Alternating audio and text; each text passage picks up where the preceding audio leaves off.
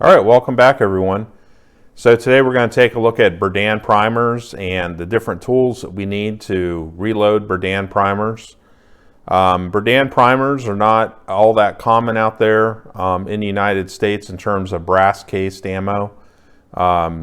Pretty much, all ammo out there in the United States made by any manufacturer is going to be Boxer in terms of a U.S. manufacturer. And most European, Australian manufacturers, they too are going to use Boxer primed brass these days. In the United States, we still come across Berdan primers because there is a lot of European surplus ammo, like this 7.5 Swiss right here, from back in the late 70s, early 80s, mid 80s. That was Berdan primed, as well as you'll run into quite a bit of 7.62 NATO surplus that is Berdan primed, and on occasion some 5.56 as well. I saw some Carl Gustav stuff out of Sweden that was Berdan primed 5.56, so that's out there too, not as common though. Now of course with the Russians, with their steel cased ammo, they of course still they're still using Berdan primers in most of their 7.62 by 54, 7.62 by 39.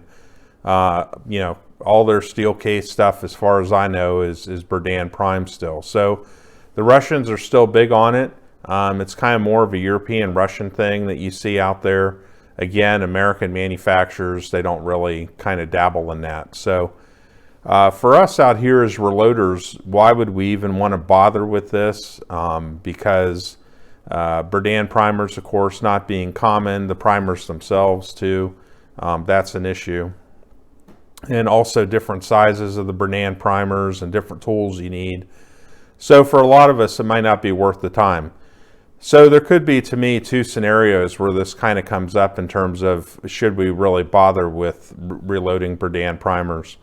And what it comes down to in my case is I have a lot of 1970s 7.62 NATO that's Berdan primed, that the brass, comes out of Austria. It's Hurtenberger, it's good stuff. And then also too, a lot of this 7.5 Swiss, beautiful ammo made right in Switzerland. And the thing is that after you shoot these cases, you're like, do I want to just throw this in the recycle bin? No. I'm like, hey, I want to at least get some life out of these cases and reuse them. So that's where that would come into play. For some of us, we get that nice surplus brass and we just don't want to throw it out in the trash can, basically. And then also there could be the situation where we've entered the Thunderdome pretty much. We're in Bartertown, and there's pretty much nothing left, and all we have is steel cases. Can you reload steel cases? Yes, but it's very, it's hard on your dies. It's not something that you want to do day in and day out. But that 7.62 by 39, if you had the appropriate Berdan primers for it, and again, we're down to Bartertown, and you have basically nothing left. Well, you could do that, so I guess that is something worth considering. The ammo channel out there on YouTube, it's no longer active, but years ago, the guy that ran that, he did some reloading with Berdan steel cases, and you can check that out to kind of see what the process is. So for us, this is one of those things where I had to figure it out. So I'm just going to give you some tips on what I've done to kind of make this happen. And what you'll find with reloading Berdan prime brass is that it's not really that difficult. You just need a couple things to make it happen. So what we'll need to do is basically remove that decapping pin and get that out of the way, since we won't need that. So for resizing, it's just the same old resizing that you always do, same process. You're just not punching out that Boxer primer with your decapping pin, and that's it. So easy day on that. The second thing that we're going to run into is that we've got to get that primer out of there somehow, okay? And I've seen online, there's different people, what they've done is they've used hydraulic decapping, where they fill the case up with water, and then they take some sort of tool that they can fit down into the case neck basically, and use that hydraulic pressure to pop that pin, that primer out. And yeah, can you do that? Sure. But you know, I saw folks doing it online, and I'm like, do I want to sit there splashing water all over the place? And the answer is no. So what I did was I picked up, RCBS has these available from time to time. I don't know if they still produce them or not, but you can find them out there. You know, eBay, you know, gun broker, gun shows. Sometimes some of the vendors like Midway might have them. I bought mine at Palmetto State Armory, actually, right at their store in Columbia, South Carolina. 60 bucks. So I saw it and I went ahead and picked it up. So that's the number that you need for that, the Berdan decapping tool. And basically it's kind of like a nutcracker and how it works. So you take your piece of brass. We've got our primer in there, and essentially what you do is you get it on the rod right here, and then it's kind of a very easy process. So one of the things that you'll have to do with this is basically adjust that pin, kind of depending on what brass that you're using. There's some different variances and stuff, so I found I had to adjust the pin a little bit here and there, whether between 7.62 NATO or 7.5 Swiss. But basically set it up to kind of where the firing pin previously struck it.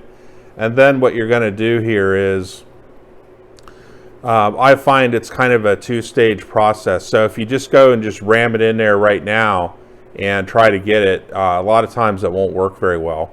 So kind of break it down into two parts and kind of leverage it down slightly until it makes contact basically with the bottom of the brass there.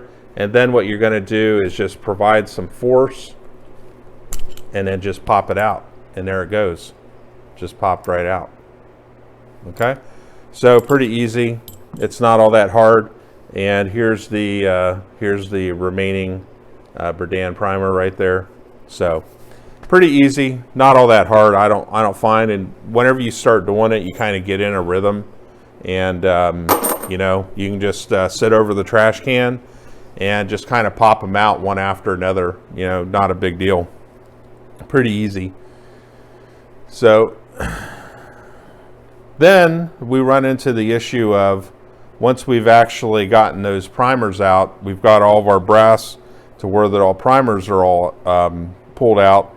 Typically with a lot of this military surplus brass, what they'll do is, because if they fire it in machine guns or something like that, they will apply kind of a slight crimp. And a lot of times what it will be is just some little crimp marks where they came in with a machine and kind of crimp that primer in there, so that way the primer doesn't move, and with all that violent action going on with the machine gun or whatever. So it's just kind of a military thing. And then also a lot of times what they'll do is they'll actually put some sealant in there as well for the Berdan primer. So once they seat the primer on the production line, they'll come back in with a little bit of sealant and put that in too.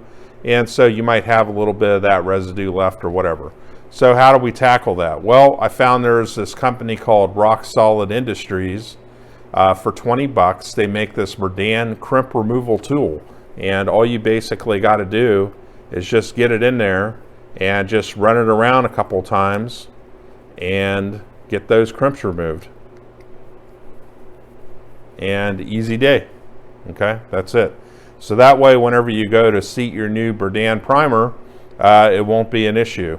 You won't have those little crimps there giving you a hard time while you're trying to get that primer seated in there. Okay. So those are the tools you'll need, and kind of the different little steps there. Like I said, it's really not all that hard. Okay. Now, the next thing is our Berdan primers themselves. Okay. Now this is kind of the issue we can run into. Availability on these primers. Well, it's not very good at all. Okay. So I think some of the issue is that there's not a lot of people that do this, so it's not really profitable for a lot of these companies to bring these primers in the first place. Okay. Then the other aspect to it was Russia is one of the biggest suppliers of the primers, and my understanding from doing a lot of reading online was that the Obama sanctions caused some issues with the importation of these primers. So, okay, that may be true, not true, I don't really know. That's what a lot of folks said. But I tend to think a lot of it comes down to just the economics of it, and there's not a lot of people out here that actually reload these primers. So, you know, for a company to take a chance on importing a bunch of them and then they have them sitting on the shelf for years, I can see why a lot of companies don't want to bother with it. So supply of these tends to be kind of very erratic. Now, what I've run into is that at gun shows, typically these are still out there. At the bigger gun shows, if you root around a bit, you'll find, as I did, you know, with this box right here, and I've bought another box before, I can find them, okay? So that's going to be your bet, is basically going to the secondary market to find these. Going to any of the major reloading suppliers online or whatever, you will not find them, okay? There's been different brands imported over the years. RWS, PMC, which I think might be rebranded Russian primers. Tool Ammo and Wolf, which is for a while there they were importing them under that brand name. They're coming in with that brand. And then recently there was a company called Fort Smith that makes a lot of different ammo and stuff, and they were bringing in primers from Russia and rebranding or having them branded in their own name. Now, there's some issues in terms of these Berdan primers. It's not like where you have a small rifle primer and a large rifle primer. You have all these different sizes, and that's going to present an issue. Okay, so my understanding is, at least for modern ammunition, we've got kind of 3 different sizes in the large rifle primer arena. And one of which is there's a different primer for 7.62 by 39. And I believe for the tool ammo, the designation on that is KV24N. Okay, I might have that wrong, but I believe that's what that is. So those primers will not work for, it basically is not hot enough to ignite properly the powder in 7.62 NATO or anything like that. So they don't have the oomph. They're designed for the 7.62 by 39. So that's a separate primer. So you have to make sure that you get the right primers. I also read online that these primers for 7.62 NATO, you can use them apparently in 7.62 by 39, but since I haven't tried that, I can't verify that. Next, you have these KV 7.62N primers. Now, these are for 7.62 NATO, and they also work in 7.5 Swiss. So if you're going with 7.62 NATO or 7.5 Swiss, these are the primers that you want to get, okay? Then next, there's apparently, which I don't reload, but 7.62 by 54, apparently that's a whole separate primer that uses a slightly wider diameter primer than these primers. And apparently Fort Smith had some of those in stock last year that they had brought in 2018, 2019. The issue is that they apparently will not work with 7.5 Swiss, 7.62 NATO. So there again, it's the tricky thing. You have to make sure that you're getting the right Berdan primer that's going to work with what you're trying to reload. Okay, so that's gonna be kind of the big issue with this. Now, the other thing that you're going to run into when you go to seat these is we have to take a great deal of care with what we're actually doing, because in Berdan primed brass, if you noticed from looking before, the anvil for the primer is on the brass itself. Okay, so it's not like a boxer primer where there's a little metal anvil in there inside the primer. With the Berdan, it's actually in the brass, and all you end up having with the Berdan primer is basically just your compound there. There's no anvil. So when we actually go to seat these primers, we have to take a great deal of care because we're actually seating the primers up against the anvil, okay? So if we're just kind of just slamming them in there with our priming tool, you might get a kaboom, okay? So what I have found with this, there are some folks, what they have done is they have modified their priming tool to basically have a stop on it to where it can't go past a certain point and then basically ignite the primer. Well, what I do is I use just a regular Lee priming tool. And with that, what I find is that essentially it all comes down to you have to kind of get a feel for it, because a lot of times what happens is that these anvils, they only have so much durability. So the firing pin kind of hits them a bit, and then also when you go to remove the Berdan primer, a lot of times these anvils will get kind of nicked or kind of squashed a little bit or whatever. So that's one issue you'll run into in terms of durability with your Berdan prime brass. That anvil sometimes will kind of wear out. So what I have found is that sometimes the seating depth, there's a little bit of a variance there. So I just seat it by feel.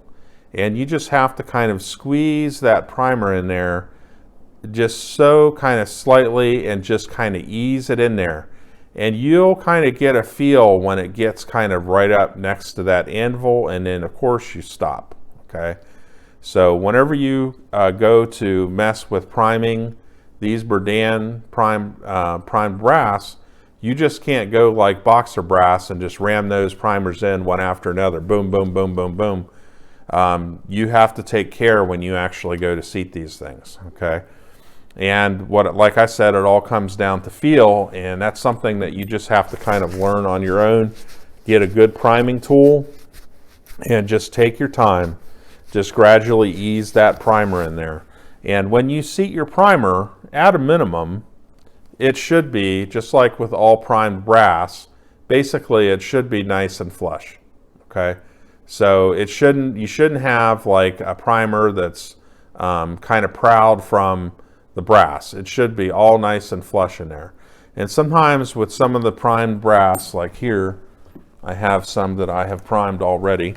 We'll go ahead and open these up.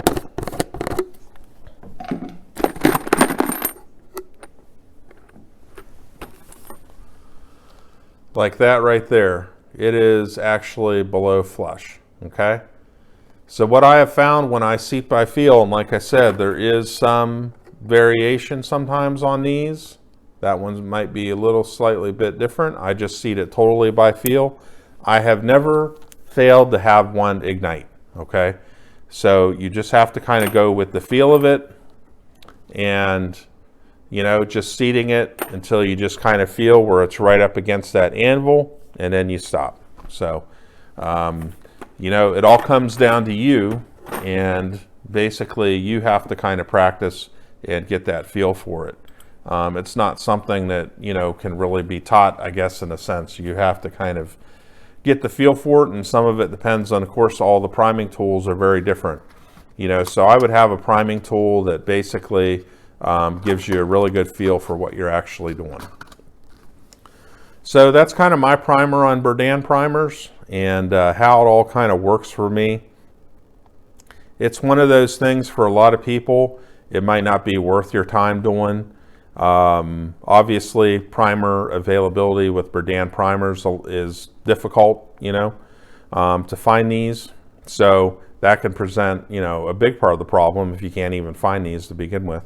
Like I said, on the secondary market, I've been able to find them, you know, so I think that's what it's going to come down to. You got to kind of dig around at the gun shows to find them.